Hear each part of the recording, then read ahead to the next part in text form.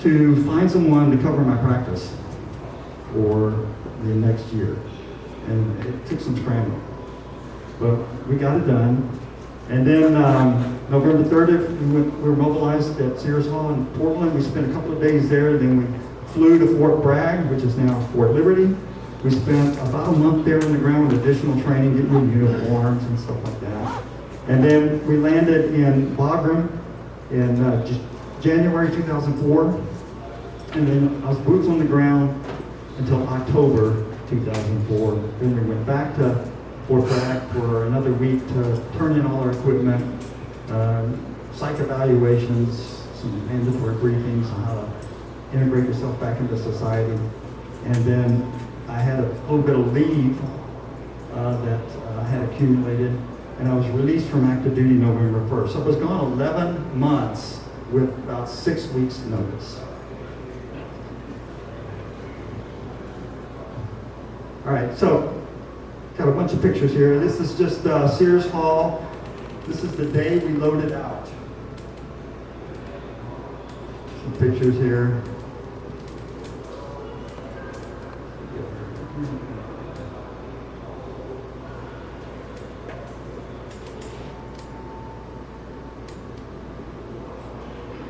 Okay, another picture.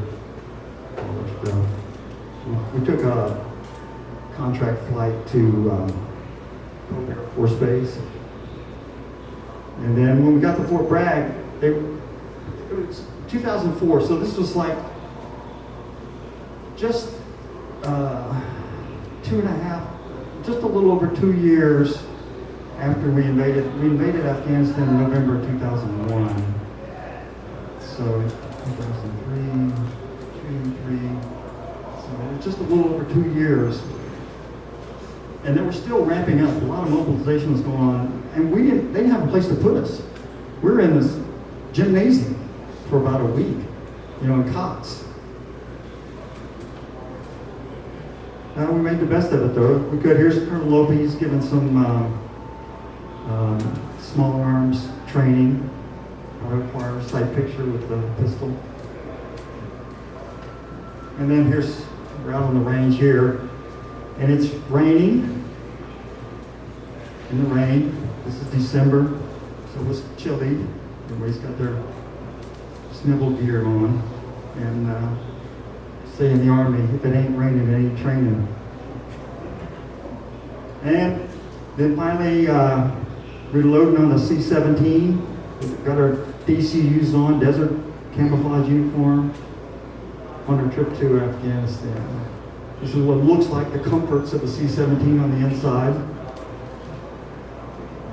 These are big old connexes with our equipment that we're carrying. It took up a lot of space. And so I apologize, although it's really my fault, but some of these slides are kind of dark. But we do have some females over here. Anybody know what that is? Tanker. Air Force? Yes. KC-135 tanker. So we had a mid-air refueling, and us 06s got a chance to look at it happen. It was kind of a neat thing to do. That pilot, this guy right here, he's going to fly that boom right down to the port and fill her up. And you can't really see his face in this light, but he's right there, and you can actually see him. That's how close they are. So we arrived at Bagram in the middle of the night, and I think if you heard Rich Walton's talk, he talked about that corkscrew landing. Yeah, so we got to experience that. And you can look at the fatigue on these people's faces. So I'm going to just take a moment here to refresh your geography. So we got Afghanistan here, Pakistan to the south and east. We got a small border with China up here. This province is called Badakhshan. This is the most desolate, inhabited place in the world, probably. And then there's, what is that? Tajikistan, Uzbekistan, Turkmenistan all to the north, and then Iran to the west. And then these colors, this is important too. This color right here, this light green, is the Pashto ethnicity. that occupies this part of the country, and a few pockets up in here. Okay? The Taliban are Pashto. Also the Kuchi. The Kuchi are they're nomads. Okay, kind of like Indians. They're nomads. They're Pashto, and they would migrate along here. So you'll see some slides of them later. This area here is the Hazara ethnicity. These people are genetically related to the Mongols of Genghis Khan that came and conquered this area. And they're the most persecuted of the ethnic groups in this country. It seems like the rulers were mostly Pashto of the northern tribes, and they would always persecute, and I mean really persecute. They wiped out in late 1800s. The king basically wiped out 60% of the Hazara population. So up here is the Tajiks. This light blue is the Uzbeks. These three major groups align themselves in the Northern Alliance to fight the Taliban, who are down here. All of that commingled in Kabul. They were fighting over the capital city, Kabul. And it said Kabul, not Kabul. Kabul is not how you pronounce it. All right, so this is a picture of my battle buddy and roommate, Colonel Behrens. This is the first morning. I took this picture of him the first morning when we, finally dug ourselves out of our tent. We had to sleep in these GP large tents when we first got there, kind of like the cot situation, only instead of a gymnasium, it was in a tent. And then you can see the sandbags and the bunkers that they had for us, in case there was an attack by rockets, that was grenades. All right, so we're going to do a little, I'm going to take you on a little tour of Bagram. Okay, here's this was the office that the 364th headquarters occupied. Bagram was built by the Russians. So it's kind of a bleak-looking architecture. So this was the headquarters of the Coalition Joint Civil Military Operations Task Force. And we call that CJIC, CJC, CJIC Motive. CJIC Motive. I'll probably refer to that again. So that was where the headquarters for the brigade was. Here is chapel. And then this is, there's a little town called Parwan right outside of Bagram. And here's that typical mud brick architecture of some houses in Parwan.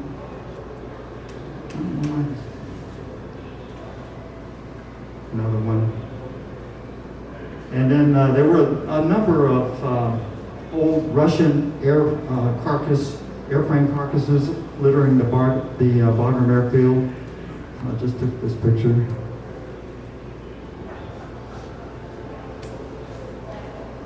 All right, so after we spent a couple of days there were 20 of us that went to Kabul. And after we spent a couple of days here, the group from Kabul convoyed down to get us and picked us up. And here I am dressed, this is me. You can't see me, but this is me. I got my battle rattle on, my Kevlar, ready to go on my first convoy back to Kabul to see what we're going to be doing. So again, here's another map of Afghanistan. Bagram is up here, and Kabul's here. So we take this little road. And then when we got to we were going to be at this place called Kabul Compound.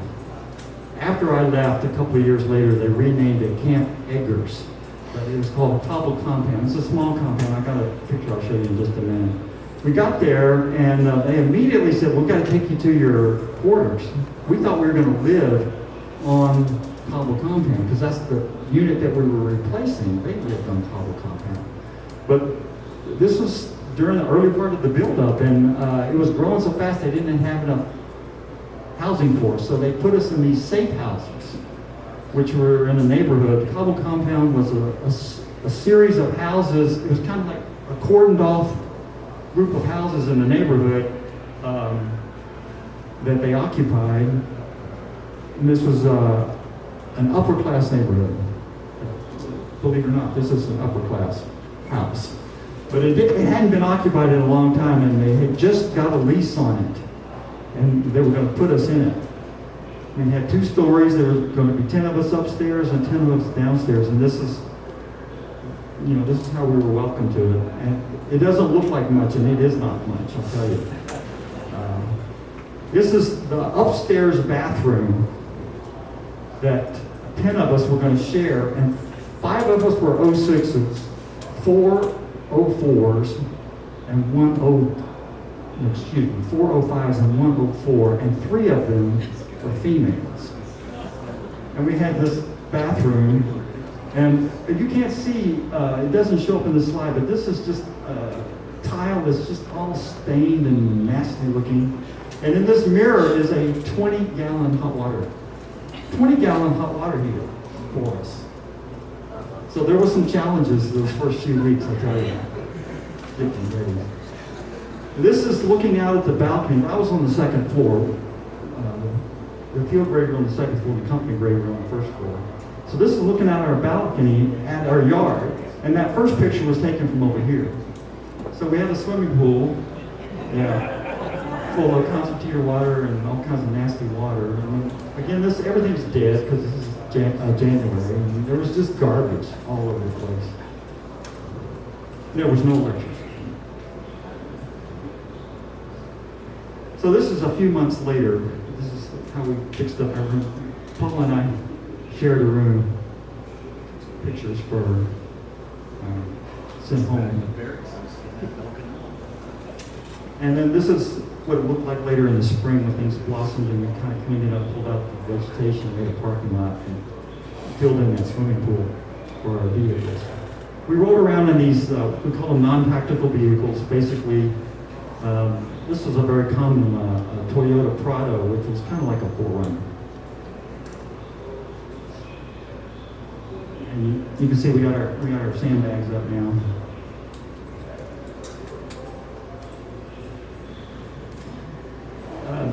This is right around the corner from our safe house, and this is a taxi. This is a poor person's taxi. You'll see another taxi in a minute, a regular taxi. This is a poor person's taxi, and this is just rubbish. No public sanitation. Just throw it in the pile on the street. This is on the commute to the Cobble compound from the safe house. So I just wanted to show you this is typical. You'd see a guy on a bicycle, and on the back would be his wife or sister, or maybe his mother, I don't know. All right, here's an aerial view of Cobble compound where we were. And I'm going to point out how small it was to you, because not all of this is Cobble compound. This nice building here with the green yard, that is not us. That's the UN's Food and Agriculture Organization, FAO. They had that. We were, from this corner, I don't know if you can see it, but there's a line of cars right here. This is where we parked our vehicles. And then there's a house right here. This is called a corner house. That was where my office was. Behind it is the dining facility. And then there was this alley here, we call that Gator Alley. And then there's a bunch of houses over here, which are offices. There are offices, or there's another dining facility here. While we were there, they built this. These are buildings made out of shipping container buildings. The compound enlarged while I was there. And here's another house called the Goat House that turned out to be we made that into another dining facility. And then here's the tactical vehicles parked here. So there was a gate over here. Off this way, about a mile over here, is where the safe house is. Okay, so we come this way, come up here, park our cars, and walk in. Corner house. These buildings are a high school for Afghans, and they were, it was run by a German NGO. All right, so here's the front of the corner house. We had upstairs and downstairs. My office was downstairs. Here's our little bunker over here. Here's the front of the dining facility behind the corner house. When we first got there, this wasn't here. This shape, this covering wasn't here. It just opened and ate inside. But they got that built in the spring, so in the summertime we could eat outside. The upstairs was occupied by the VIP guest, and I had VIP guests that I was responsible for, so that's where they lived. And here's a picture, eating outside.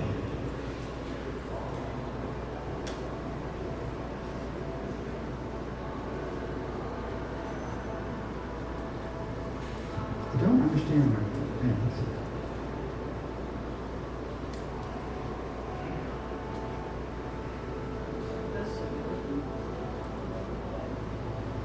There are some, there is one civilian. This is Craig.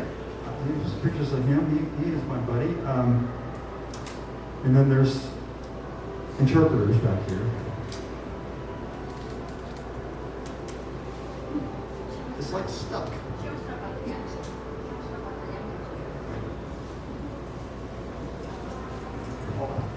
The young one? Yeah, I don't know what he was doing there. He was probably an interpreter's kid that was there for the day or something.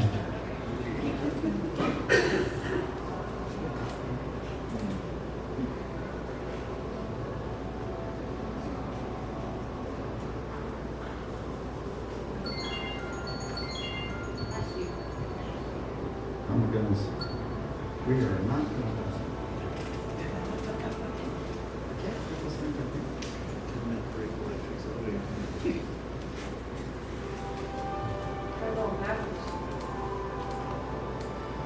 We're going to take it out of slideshow.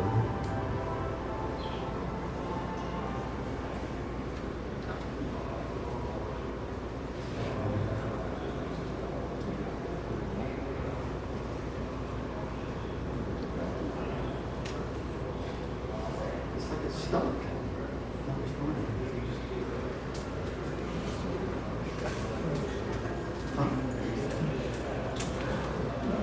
It's changing appearance. It's just not doing it on the screen.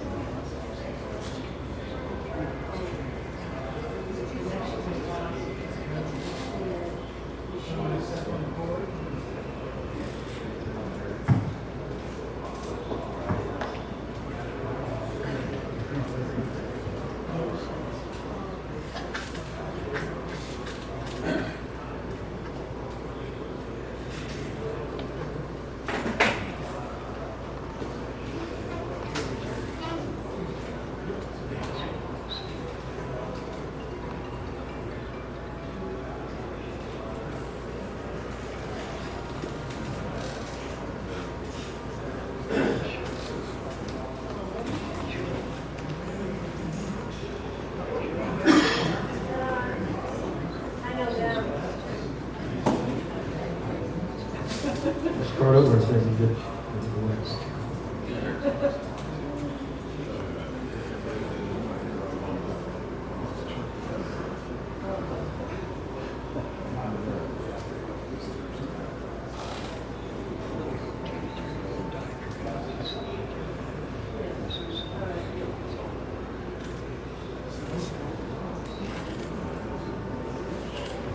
Okay, so snow, yeah.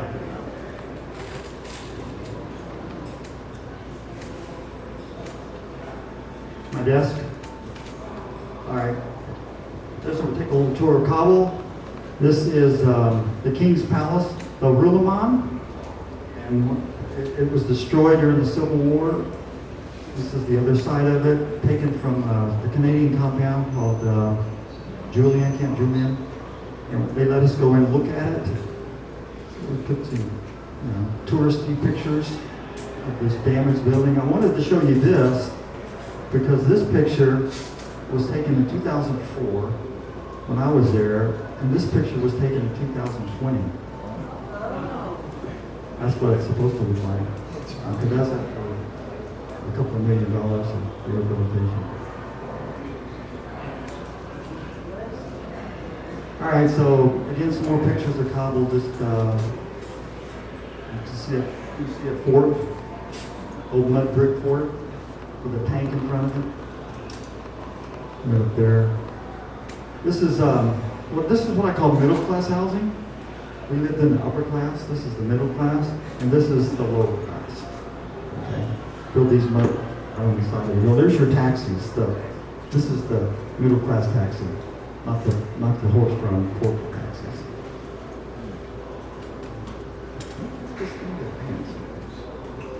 All right. What this is showing is that the way they do their commerce. If you wanted to go buy rope, you'd go to one section of town and there'd be like 20 stores that sold rope, and that's where you'd go to get it. Instead of like, it's like a soup for rope. Instead of having to spread out all across the town, you just go to one area and find the rope.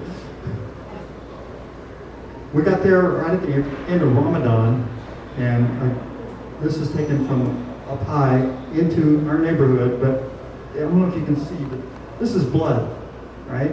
They had slaughtered a goat or a sheep, and they're going to prepare for the fast, the Eid al-Fitr fast.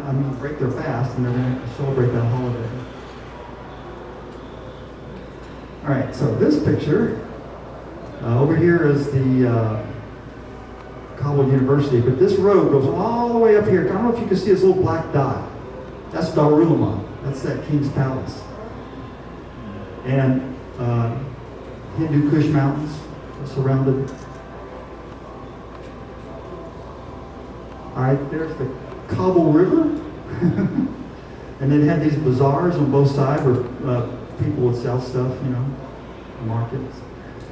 And this is, I don't know if you can appreciate it, this is just full of garbage, litter and trash on the river. That's the Kabul Museum. It was not functional. We had some people working on that. The roof wasn't functional. They were just doing everything they could to try to protect the exhibits that they had from destruction while we were there. They weren't even close to opening the business.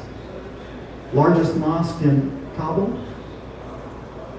This is the picture of the Kabul Olympic Stadium. Now, there's no Olympics in Kabul, but this is where the Taliban would do their public stonings and beheadings in this place. And then I got a couple of pictures of kids. It was really an optimistic time when I was there because the Taliban hadn't been run out too long, and the people that were sick and tired of the Taliban, they were really pleased to have us there. It was a pretty permissive environment, and the threat level was low. People were getting back to their normal lives. School. And just, they were happy. You could see it. All right, so real quickly, this is the organization. CFC stands for Combined Forces Command Afghanistan. There's a 3-star billet. David Barno was the commanding officer. Then the CJ9 was the civil military wing of his staff. That was from 06. Colonel Lopi, the guy that I showed you earlier that was doing the weapons training. He had that. And then this is the CENTCORD, which is the Civil Military Operations Center of the CMOC, and that was me. I commanded that. Over here is the Combined Joint Task Force 76, 2-star billet. The commander at the time I was there was Lloyd Austin, who's now the Secretary of Defense. And then under him were the various task forces, including CJIC Motive, the Civil Affairs Task Force, and under that were the various PRTs, or Provincial Reconstruction Teams, which had a CMOC to do the civil military operations at the PRTs. Those were commanded by OPOPs. Okay, this is the mission, my mission. We engaged the government of Afghanistan ministries, national level officials, international, national donors, implementing partners, and coordinating agencies to influence these institutions to promote the legitimacy of the government of Afghanistan, advise the command, and reduce instability. That was our mission. Here's my group, my Army group. I got my coalition groups. These are some Romanian engineers I had with me, and one British Air Force guy right here. And then I had a French officer also. That's Captain Borges. These were our interpreters, the Colonel Barons. Two of them had immigrated to America. This guy, Humayun, he was a doctor. He's now a physician assistant in California and in Ohio. Nicole met Ohio 2 years ago. 2 years ago. He lives in Washington, D.C. area. And this was the list of ministries that we had to cover down on, my group. There's 32 of them. Some of them we didn't engage because they were engaged. They didn't either want to be engaged or they were so well engaged by other NGOs that we didn't really need to interdict with them. And then others were really in need for us. The ones in orange here are my ministries, public health and agricultural and animal health.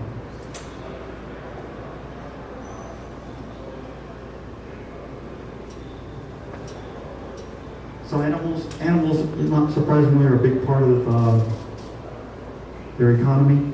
This is a Kuchi woman. The Kuchis are, again, the nomads, the Pashtun nomads in the southern Afghanistan, and her son, and in her tent, and she's got that little baby goat in her arms. And here they're migrating.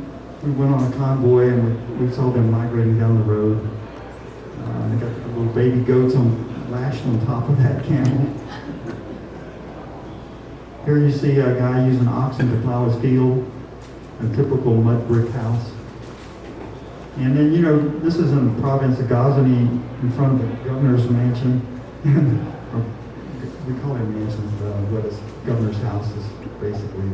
The governors aren't elected. Governors are like their security. They're appointed by the Ministry of Interior. So you can see these herd of goats being just kind of run through town by the shepherd here.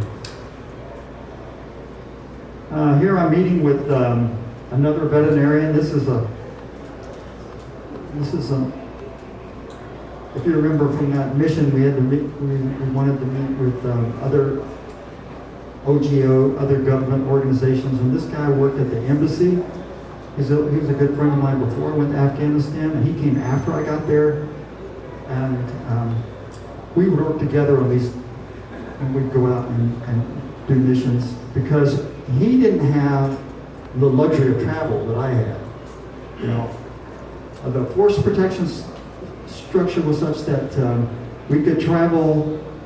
We had to have 2 people in the vehicle to drive around town. And if we went outside of town, we had to have at least 2 vehicles and 1 long rifle per vehicle. But in around town, we just had to wear our Kevlar vest and both be armed. And we could take people like him, because working at the embassy, it was just cumbersome, because he'd have to request an escort from the embassy security, and he'd have to do it like days and weeks in advance. And many times when you're dealing with these, it's kind of hard to explain, but you could set an appointment up a week in advance, and it was pretty much useless, because in a week, life changes so fast.